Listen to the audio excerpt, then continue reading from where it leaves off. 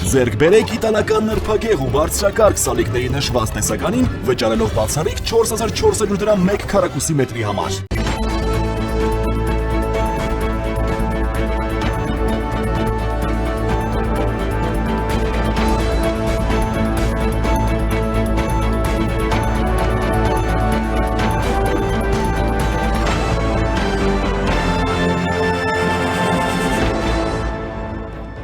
Իշխանություն եկեղեցի առճակատումը ոչ միայն չի մարում, այլ գնալով ավելի մեծ թափ է հավաքում։ Նախորդին վարչապետ Նիկոլ Փաշինյանն իր ֆեյսբուքյան էջում գրառում էր արել, որտեղ նշել էր, թե անհրաժեշտ է գործուն քայլեր ձեռնարկել Մայրաթոր Սուրբ Էջմիածնի վեհարանը ազատելու եւ կաթողիկոսական նոր ընտրություններ կազմակերպելու ուղղությամբ։ Եվ այդ նպատակի իրագործման համար պետք է ստեղծվի համակարգող խումբ վերը նշված օրակարգի կազմակերպչական հարցերը կարգավորելու համար։ Այնուհետև Նիկոլ Փաշինյանից էստաֆետը վերցրել է Ալեն Սիմոնյանը, որը իր Տելեգրամյան ալիքում գրել է. «Մեր հայ առաքելական Սուրբ եկեղեցին կունենա նոր ամենայն հայոց կաթողիկոս եւ բոլոր այն եկեղեցականները անհատները, որոնք այսօր իրենց էշի տեղ են դնում ու խոսում բարձր արժեքներից, սրբություններից, նույնիսկ տիեզերքից, որպեսզի հանկարծ չպատասխանեն այն հարցին, թե արդյոք քեռակինը կամ երեխան ընդունելի են կուսակրոնության համար եւ փորձում են պաշտպանել անպաշտպաններին, հայտնվելու են նոր իրողության առաջ կամ հեռանալու են հնի հետ։ Լավ է լռեք, եթե Սուրբ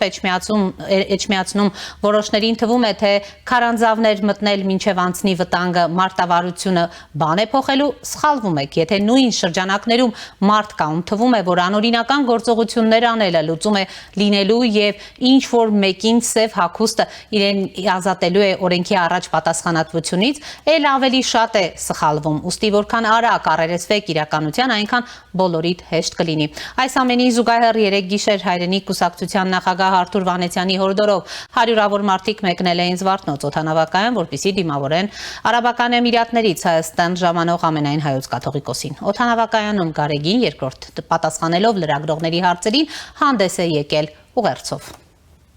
Այդ արտահայտությունները հնչեցված վարչապետի կողմից համընդհանուր վրդովմունք են առաջ բերել մեր ժողովրդի զավակացման։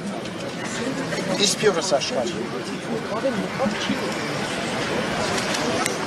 Հավատում եմ, որ Աստուծո ողորմությամբ եւ օգնականությամբ ձեզ հետ միասին մոհեմորեն առանց ավելորդ հուսականության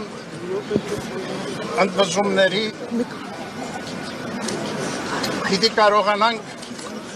հաղթահարել այս դժվարությունը։ Ամեն։ Ամուր մնացեք ձեր հավատքի եւ առ եկեղեցին ունեցած ձեր սիրո եւ հավատարմության մեջ։ Ամեն։ Մենք ձեր այս վերաբերմունքը գնահատում ենք, բայց նաև ցանկանում ենք ասել, որ այն առավել եւս պարտավորեցնում է մեզ եկեղեցականներիս մեր առաքելությունը նույն նվիրումով ու հավատարմությամբ առ ձեզ, առ հայրենին մեր իրականացնելու արդյունավոր կերպով։ Անշեղոր է եւ մեր հորդորը պիտի լինի միաժամանակ մեր հորդորը պիտի լինի ձեզ միաժամանակ սիրելիներ, որ այս դժվարին ժամանակներում ամուր ու հաստատուն պահել միաբանությունը ազգային մեր կյանքում Արցախի համար պայքարը շարունակեք, վեհապար։ Թույլ չտանք, որ որևիցե կերպ մեր կյանքում տեղ գտնեն այնպիսի արարքներ ու գործողություններ, որոնք կվտանգեն ազգային մեր միասնությունը։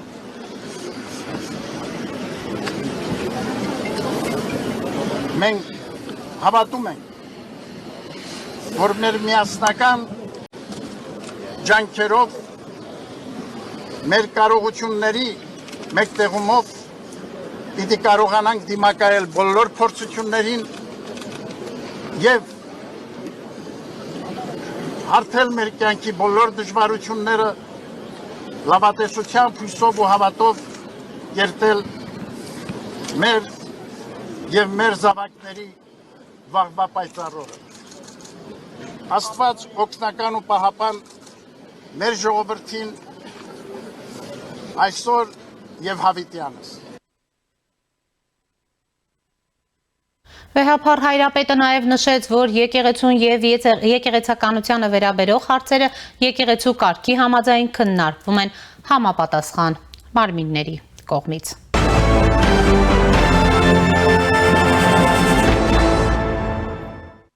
Շարունակում ենք աշխատանքը եւ այս պահին զրուցելու ենք Հելսինկյան քաղաքացիական ասամբլեայի Վանաձորի գրասենյակի ղեկավար իրավապաշտպան Արթուր Սաքունցի հետ։ Պարոն Սաքունց, բարև ձեզ։ Շնորհակալ եմ միանալու համար։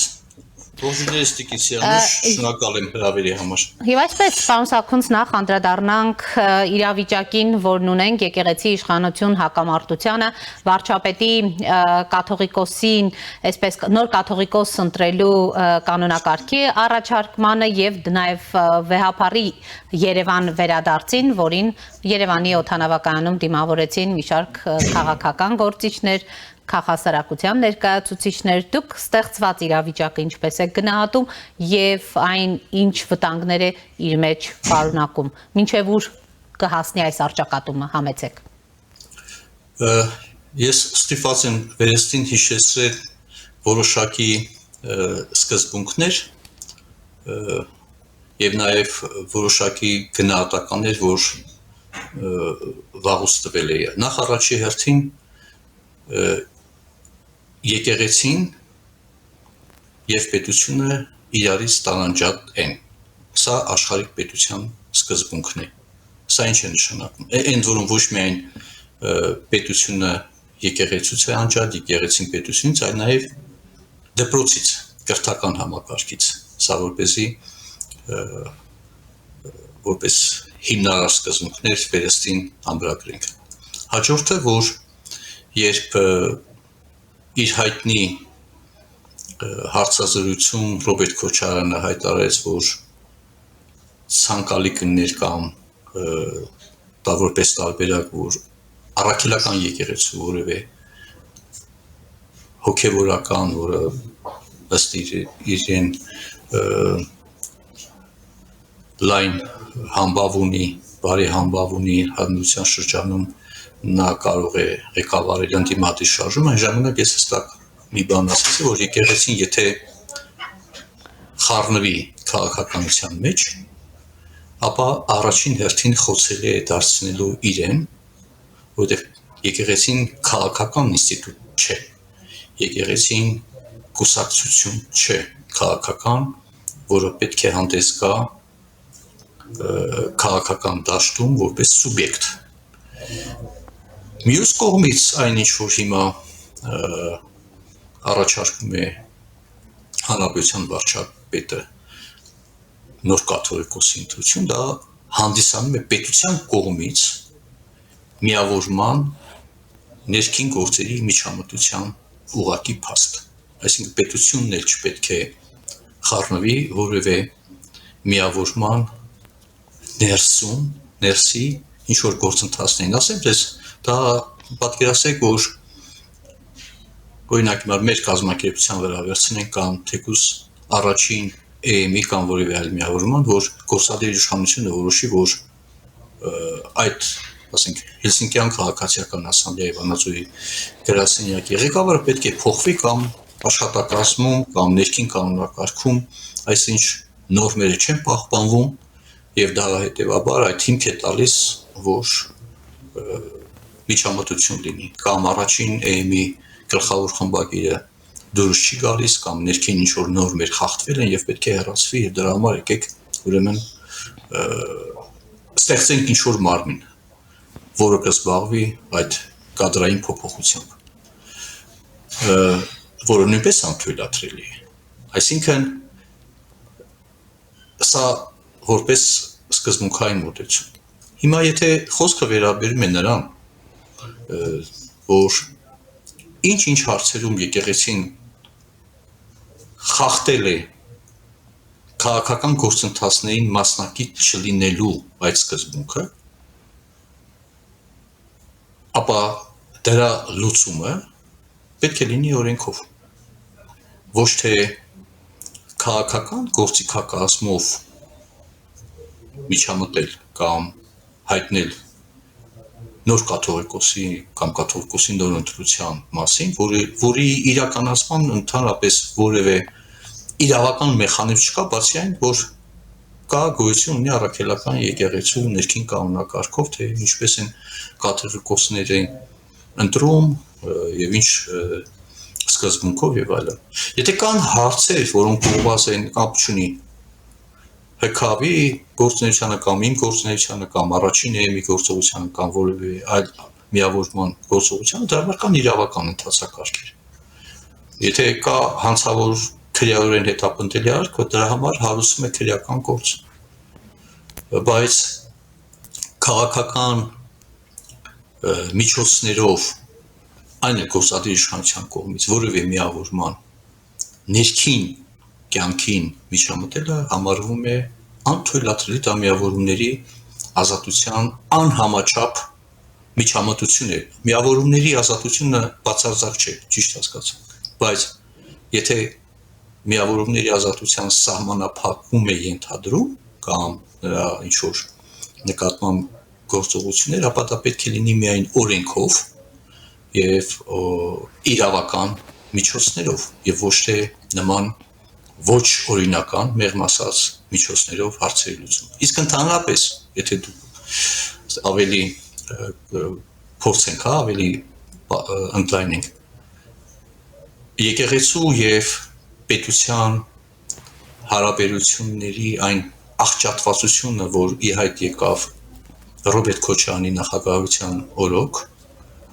եւ դա շարունակվեց նաեւ Սերժ Սարգսյանի օրոք, երբ որ պետությունը եւ եկեղեցին, իշխանությունը եւ եկեղեցին սերտաճել էին, այդ աղճատման վերացումը այո խնդիր է, բայց նույնիսկ կրկնում եմ, դա պետք է կատարվի բացառապես իրավական գործիքակազմով։ Կուսակրոն են, կուսակրոն չեն, թողնենք այդ միավորման ներքին խնդիրների եւ նրանց լուծման։ Եթե այդ կուսակրոնության, որը նույնիսկ կրկնում իհարկե ախմախությունն է, բարձր եմ ձեզ ասում, այդ պահանջը, եթե ձեռք չպահպանելը ձեռք է տալիս առաքելական եկեղեցուն, ապա դա արդեն առաքելական եկեղեցու այսպես կոչված հավատացյալների խնդիրն է, ինչպես վերաբերվել դրան, հանդուրժել, չհանդուրժել, ինչ հարցեր բարձրացնել եւ այլն։ Ով Հայաստանի Հանրապետության ամբողջ բնակչությունը առաքելական եկեղեցու ինչ որ հավատացյալներ չեն։ Եվ այդ առումով գործադիր իշխանությունը չունի այդ մանդատը։ Գործադիր իշխանությունը ունի մանդատ օրենքով սահմանված իր գործառույթները իրականացնել եւ ոչ թե որևէ միավորման ներսում ինչ կանոններ այդ միավորման կանոնների չպահպանելու դեպքում նման միջամտություն նույնիսկ եմ կրկնում։ Եթե կա այդ կանոնների խախտման այնպիսի դեպքեր, որոնք քրեորեն հետապնդելի են, ապա դա միայն իրավապահ մարմինների անելիքն է, բայց ոչ գործադիր իշխանության անելիքը։ Եթե կա մոտեցում կարծիք եւ այլ կարծիք կարող ես արտահայտել, որ ընդհանրենք այո, եկեղեցին չպետք է խառնվի ուրեմն քաղաքականությանը եւ դա հստակ պահանջ է։ Եվ դրա համար կան նաեւ իրավական մեխանիզմներ, որոնք կարելի է ընդունել եւ պետք է ընդունվեն։ Մի մասը ընդունվել է, եկեղեցին հեռացվեց դպրոցից, որը ցավոք սրտի սերտաճված էր։ Եկեղեցին հեռացվեց ուրեմն գործադիր իշխանությունից այն սերտաճվածությունը, որ կար իմ հիշատակած մարդկանց ղեկավարությանը, հիմա չկա։ Օրինակ, եթե այլ հարցեր կան, որոնք վերաբերում են, չգիտեմ, ազգային անվտանգության կամ հասարակական կարգի պահպանմանը, հա, կոնվենցիան հստակ սահմանում է թե միավորումների եվրոպական կոնվենցիա սահմանում է թե միավորումների ազատությունը ինչ սահմանափակումներ կարող է լինել եւ դրանք պետք է լինեն օրենքով, խնդրեմ իրավական մեթոդները կիրառեք։ Պարոն Սաքուն, ձեր գնահատմամբ ինչ խնդիր է լուծում վարչապետը կամ ինչ խնդիր է լուծում իշխանությունը այս առճակատումը խորացնելով, որովհետև ինչպես դուք եք նշում, խնդիրը եղել է շատ վաղուց, նշում եք Քոչարյանի շրջանում, հետո Սարգսյանի շրջանում, հետո այս իշխանությունը, հիշում ենք վարչապետի խոսքը, որ ասում էր մենք եկեղեցու գործերին միջամտելու իրավունք չունենք, բայց հիմա գնում են այս ճանապարհով։ Ինչ խնդիր է լուծվում, ակնհայտ է։ Գիտեք, ես չեմ ուզում ենթադրություն անեմ ինչ խնդիր է լուծում, որտեղ ես մինչև հիմա չեմ հասկանում բուն առիթը, այսպես ասեմ, շարժառիթը հասկանալի է, թույլ չտալ եկեղեցին խառնվի քաղաքականության մեջ, եւ դա հստակ է, եկեղեցին չպետք է զբաղվի քաղաքականությամբ, կեսարին, Աստծուն, այս սկզբունքը պետք է պահպանվի, եւ եկեղեցին անթաքույց ներգրավելով քաղաքականության մեջ իրեն վարկաբեկել է հրապարակավ սերտաճելով պետության զավթում իրականացած իշխանության հետ սերտաճելով այդ իշխանության հետ օգտվելով այդ կոռուպցիոն ամբողջ համակարգից իրեն վարկաբեկել է հիմա եթե այդ ամեն հարցը լուծված է ապա ես չեմ հասկանում հիմա խնդիրը որն է բուն առիթը որն է որտեղ այն հրապարակումները կամ այն հարցերը, որը բարձրացում է, դա նոր չի Հայաստանյան իրականության մեջ։ Այդ մասին բազմաթիվ փորձագետներ բազմիցս ներկայացրել են գնահատականներ եւ այլն։ Հիմա ինչով է պայմանավորվում հենց հիմա ես ազնվին ասած չեմ հասկանում։ Ավելին նաեւ մեթոդը, գործիքակազմը, միջոցները, որոնք կիրառվում են այդ ենթադրյալ խնդիրը լուծելու համար բոլորին անհամաչափ են եւ անիրավական են, այսինքն օրենքով արգելված են նման միջոցների ուրեմն կիրառումը։ Եթե խոսքը վերաբերում է եկեղեցու դերի վերանայմանը, դա համար կա բոլորին այլ հարթակ, դա համար կան քննարկումներ, դա համար կան փորձագետներ, որոնք կարող են իրենց տեսակետները ներկայացնել, հանրային իրազեկում իրականացնել ի վերջո, որտեղ պարզ է, որ իրապես մեր մոտ շատ ինստիտուտներ, մասնավորապես պատմության ընթացքում դեր ունենալու առումով միֆականացված են եւ օբյեկտիվ գիտելիքի հիման վրա չի ձևավորված, այլ ավելի շատ պաթոսային եւ այլն։ Բայց դրա մասին մարդիկ պատմաբաններ, փորձագետներ արտահայտվել են վաղուց։ Սկաց Լեոյի կարդացեք, ժամանակակից ուրեմն պատմաբան Համլետ Դավթյանը արդեն մազած հուշարձանագետ Սամվել Կարապետյան արտահայտվել են։ Այդ դրա շուրջը պետք է լինի եւ ի վերջո հարցը իրապես որ ասում են եկեղեցին սահմանադրական մարմին է, դա այդ աբսուրդը որ սահմանադրության մեջ մցվեց, հա 95 թվականի սահմանադրության տեքստի մեջ չկար մցվեց 2005-ին հենց նույն Ռոբերտ Քոչարյանի օրոք եւ ինչով էր պայմանավորված դրա ներմուծումը հասկանում եք այսինքն եւ պետք է ասել որ եկեղեցու եւ իշխանության հակամարտությունը դա միջնադարին բնորոշ իրավիճակ է երբ որ կաթոլիկ եկեղեցին ուներ քաղաքական մեծ դերակատարում նույնիսկ որոշ պետություններում ավելի մեծ եւ դա այդ հակասությունը ինչի բերեց բավական շատ այդ հակասությունների արդյունքում եկան եկեղեցին պետությունից անջատ լինելու եկեղեցին կրթությունից անջատ լինելու այդ սկզբունքին որտեղ գործառույթների չասեմ այլ դերերի իրենց որպես ինստիտուտի դերերի սերտաճում էր համատեղում էր որի հետևանքով զարգացում տեղի չէր ունենում հայտնի է որ բողոքականություն առաջ եկավ հենց կաթոլիկ եկեղեցու այդ իշխանության հա որպես մարմին կամ իշխանության գրողի կամ իշխանության հետ գործընկերի այդ դերի դեմ եւ հայտնի նաև աշխատություններ կան բողոքականության դերը զարգացման մեջ, քաղաքակրթական զարգացման մեջ։ Այո, ցավոք սրտի մենք այդ 30 տարվա ընթացքում այս քաղաքակրթական զարգացման այդ օրինակները, դասերը չսերտեցին եւ եկեղեցին օգտագործեց քաղաքական իշխանության կողմից որպես իր իշխանությունը նաև ամրապնդելու ինստիտուտ եւ եկեղեցին համաձայնվեց այդ դերին եւ սրա մեջ կան խնդիրներ, բայց այդ խնդիրները չեն լուծում նման ձևով։ Այո, անթակույց է, ակնհայտ է, որ եկեղեցին հստակ դիրքորոշում ունի Ռուսաստանի Դաշնության նկատմամբ որպես գործընկեր եւ դա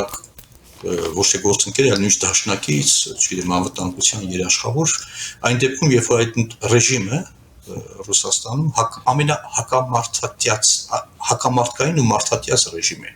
որտեղ ուղղակի այլախոհները այլ կարծիք ունեցող կամ սպանվում են կամ ազատազրկվում են, այսինքն մի ձեռքով դու նշան ես նույնիսկ ստանում այդ մարդատյաց ռեժիմի ղեկավարի կողմից, մյուս կողմից եւ այն խախտումները կամ այն անարդարությունները եւ այն ռեպրեսիաները, որ այդ պետությունում կատարվում են, դու նույնիսկ աչք ես փակում, իսկ քո երկրում իբր թե պայքարում ես մարդու իրավունքների կամ չգիտեմ, այսինքն որն է այդ սա մասին պետք է խոսակցությունը գնա եւ քննարկումներ պետք է գնան, այո, եւ բայց այդ քննարկումների փոխարեն օգտագործել այնպիսի հակաիրավական գործիքներ, որոնց ելքը նույնիսկ հայտնի չէ։ Ասենք լավ, հավաքվեցին ինչ-որ մարդիկ, որոշեցին Համակարգող խումբ է ձևավորում, գիտեք։ Այդ համակարգող խումբը մի րոպե, համակարգող խումբ ասածը իրավական ինչ կարգավիճակ ունի, անգամ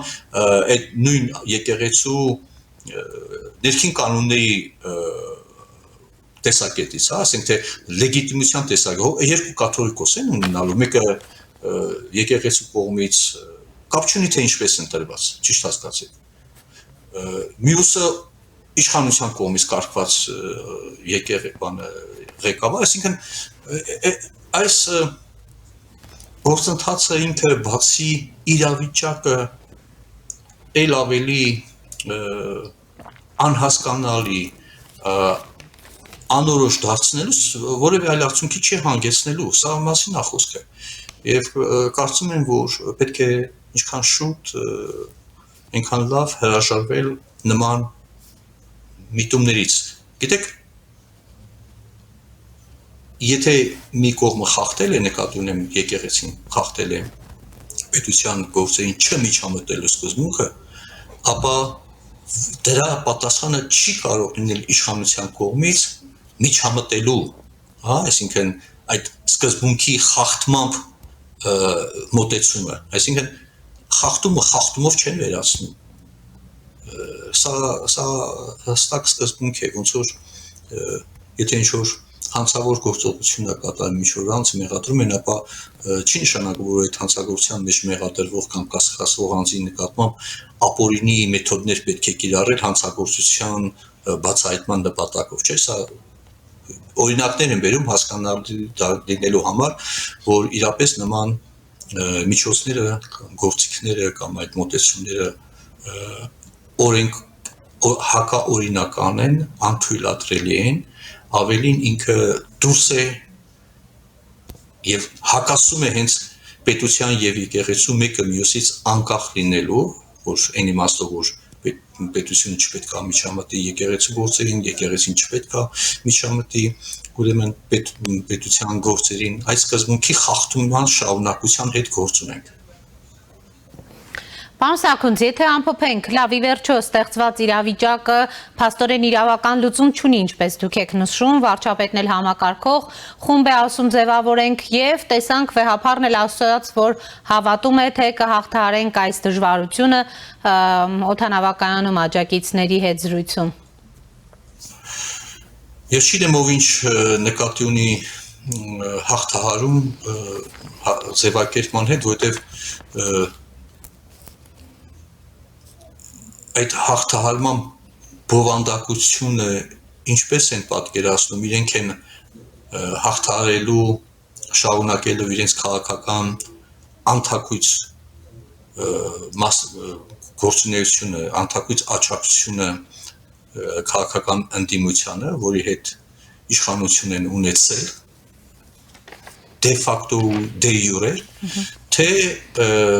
գնալու են երկխոսության եւ պայմանավորվելու են, որ իրապես այդ աշխարհիկ պետության սկզբունքը պետք է պահպանվի հանուն Հայաստանի Հանրապետության։ Ի վերջո կներեք, ես ստիպված եմ այդ հասկացում մեղքերի քավության կամ քավարանով են անցնելու, ամեն ընդունելու են, որ մեղավոր են եղել, հա, չգիտեմ, ինչ նկատի ունեն, բայց որ այս, գիտեք, ես հասկանում եմ, որ իշխանությունը ամենատարբեր թաբուները, այսինքն անձնմխելի համարվող թեմաները ուրեմն դարձնում է քննարկման առարկա։ Եվ դա շատ կարևոր է, որովհետև շատ թաբուներ կան, ձևավորված, ժամանակի օրինակի համար, եթե կհիշեք, պաշտպանության նախարարությունը եւ զինված ուժերը անքննելի են, քննադատելի, եւ եթե որևիցե հարց բարձրացում էր, ապա միայն թիրախավորում են այդ հարց բարձրացնողներին, դուք պետության անվտանգության դեմ եք խոսում, չէ՞, եթե զինված ուժերում մահացության դեպքերի, զինված ուժերում կոռուպցիայի եւ այլն, հետո դա ժամանակի ընթացքում հաղթահարվեց։ Այսինքն,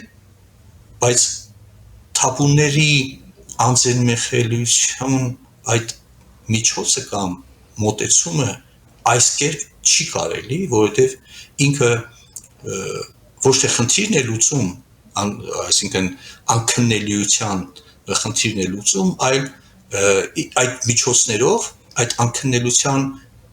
խնդիրի լուծման փոխարեն նոր խնդիրներ է առաջացնում։ Այս է ամբողջ մտահոգությունը, որովհետև սկզբունքը եկեղեցու եւ պետության տարանջատման սկզբունքը չի պահպանվում որպես հիմնարար սկզբունք գործելակերպում։ Այսինքն այո, եկեղեցի, դու իրավունք չունես զբաղվել քաղաքականությամբ։ Մեր հստակ մոտեցումն է։ Իսկ եթե եկեղեցականները զբաղվում են քաղաքականությամբ, ապա հայ առաքելական եկեղեցին պարտավոր է դրանց անդրադարձ կատարի, հակառակ դեպքում եկեղեցական հանդես եկող քաղաքական գործիչը պետք է պատրաստ լինի այդ քաղաքական գործընթացներում բանավեճի այն մշակույթին, ցավոք սրտի այն ցածր մշակույթին, որում ներգրաված ենք, բայց եկեղեցին եւ դրա համար պետք է իրավական մեթոդներ կիրառել։ Միավորումների, այսինքն հայ առաքելական եկեղեցու կանոնադրական նպատակների մեջ չի մտնում որևէ կուսակցության աջակցությունը, հասկանում եք ոնց է։ Եվ որևիցե նրա ներկայացուցիչ իրավունք չունի, ուրեմն այդ մարդուն հեռացնում եք։ Ձեր դիրքորոշումը արտահայտում եք այդ եկեղեցականի նկատմամբ, որ եկեղեցին որևէ կապ չունի, եւ ինքը չի օգնում, եւ ինքը չի աջակցում, ցանկացած ուրեմն եկեղեցական ազատ է իր ընտրությունը կատարելու կամ զբաղվելու, չգիտեմ, հոգևոր ծառայությամբ կամ զբաղվելու քաղաքական գործունեությամբ, բայց երկուսի համատեղում անթույլատրելի է, այսինքն այս ամեն ինչը պետք է հստակացվի։ Իշխանությունն էլ այս հարցերի վրա ուշադրություն պետք է դարձնի, բայց ոչ թե միջամտի, ասեք, քանի որ դուք չեք ասում, ուրեմն նոր կաթողիկոս ենք ընտրելու։ Ոնց եք ընտրելու։ Ուղղակի ակամա հիշեցի բանը, Էջմիածնի, հա, տապատմություն հայտնի, ուրեմն դրվագն է Էջմիածնի աթորանիստի եւ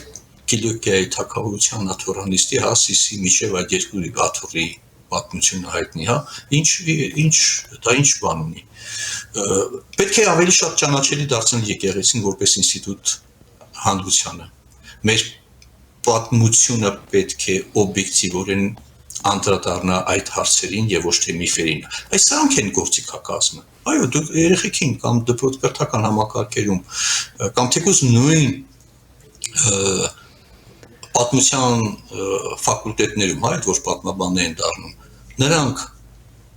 ակադեմիական ազատություն ունեն, որպես տարբեր աղբյուրներ օգտագործելու, հետազոտելու համար ընդհանրեն եկեղեցին որպես ինստիտուտ նրա դերակատարման վերաբերյալ, թե շարունակում է այդ սրբացման, միակողմանի մոտեցման, անքննելիության այդ մոտեցման, ուրեմն ինչ-որ դիպլոմային կամ մագիստրատորական կամ դոկտորական, չգիտեմ, տեխնացուական թեզերը, հա, հարցեր են, որ ինստրումենտներ կան, գործիքներ կան, որոնք պետությունը հանձինս կրթության, գիտության, նախարարության պարտավոր է ակադեմիական ազատության ինստիտուտը ապահովի։ Այդ սկզբունքի տեսակետից, որ այո, քննելի են ամեն ինչ իշխանությունները, քննության ենթարկա եւ քննադատելի եւ սակայն ցանկացած ինստիտուտ է ենթակա քննության, անարդար, բազմակողմանի, օբյեկտիվ եւ նաեւ քննադատելի եւ նաեւ հետազոտելի։ Սրանք են գործիքակազմը։ Սա է թաբուի հաղթահարման քաղաքակիրթ միջոցները հիմնված եկեղեցու եւ պետության, եկեղեցու եւ կրթության տարանջատվածության, հա, տարանջատման սկզբունքի հիման վրա։ Շնորհակալ եմ պարոն Սաքուն զրույցի համար։ Հաջողություն ձեզ։ Հիշեցնեմ, զրուցում է Հելսինկյան քաղաքացիական ասամբլեայի Վանաձորի գրասենյակի ղեկավար իրավապաշտպան Արթուր Սաքունցի հետ։